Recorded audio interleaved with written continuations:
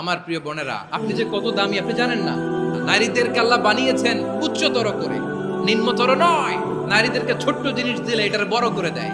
নারীদেরকে ভ্রূণ দিলে, শুক্রাণু দিলে নারী এটারে বাচ্চা বাচ্চা হিসেবে উপহার দেয়, ঠিক কিনা?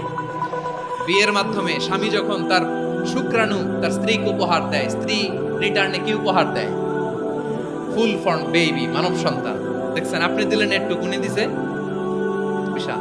আপনি যদি নারীকে বাজার এনে দেন, নারী এটাকে সুস্বাদু খাবারে রূপান্তর করে দেয়। আপনি তাকে একটা মুচকি হাসি দিয়ে দেন, সে তার কলিজা দিয়ে দেয়। কিন্তু যদি আপনি তার মনে কষ্ট দেন, সে আপনার জীবনকে জাহান্নাম বানায়া দেয়।